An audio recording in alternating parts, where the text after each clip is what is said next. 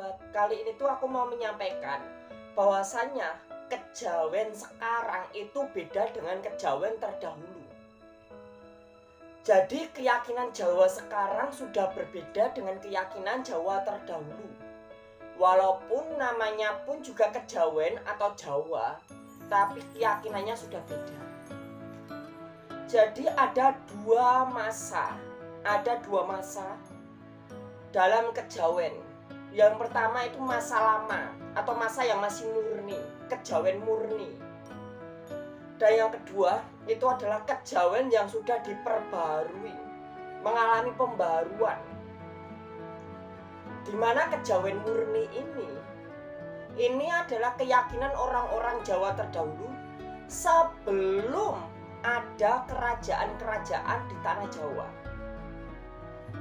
Jadi kejawen murni itu adalah keyakinan Jawa sebelum ada kerajaan-kerajaan di tanah Jawa. Dan Pulau Jawa tidak sekecil ini. Itu yang pertama. Yang kedua, kejawen yang sudah diperbarui. Pembaruan kejawen ini terjadi sejak adanya kerajaan-kerajaan. Seperti kerajaan Majapahit gitu ya. Itu ada pembaruan dalam keyakinan Jawa.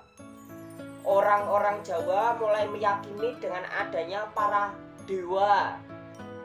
Lalu orang Jawa juga menggunakan kembang atau bunga dan dupa sebagai sarana untuk peribadahan, sarana untuk penyembahan.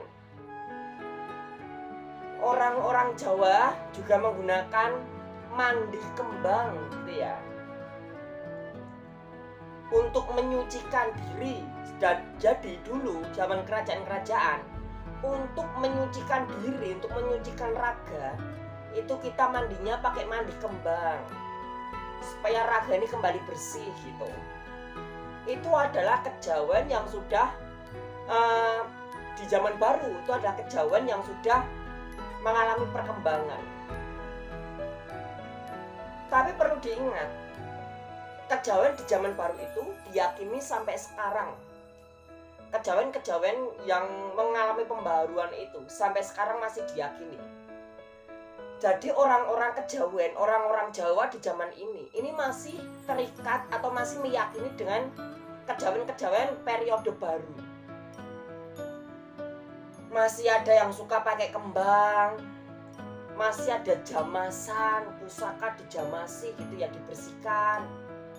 Masih ada mandi pakai kembang, pernikahan masih ada yang pakai kembang, pecah telur.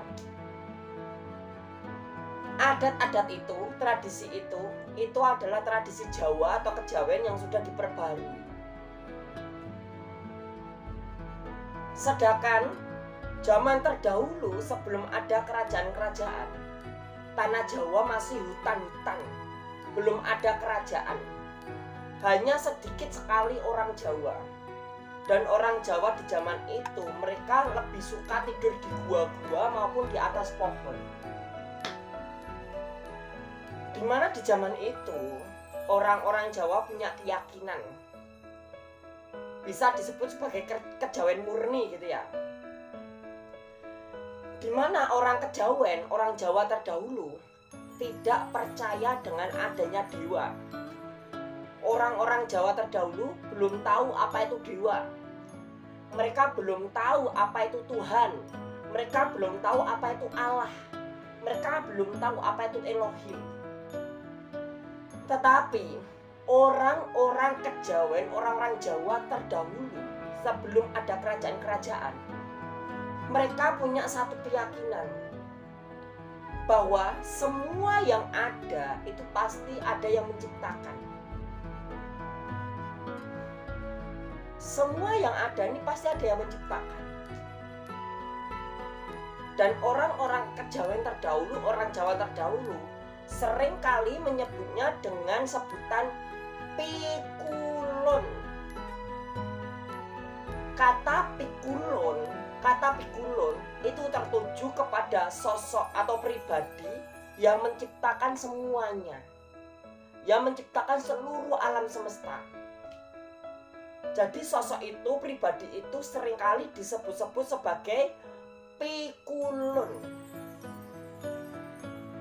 Jadi kata pikulun itu tertuju kepada Sang Maha Kuasa. Dan karena orang Jawa terdahulu belum tahu apa itu dewa, apa itu Tuhan, apa itu Allah, karena mereka belum mengenal nama-nama itu. Yang mereka yakini itu adalah alam semesta. Alam semesta ini ada yang menciptakan. Melalui alam semesta ini kita bisa beribadah.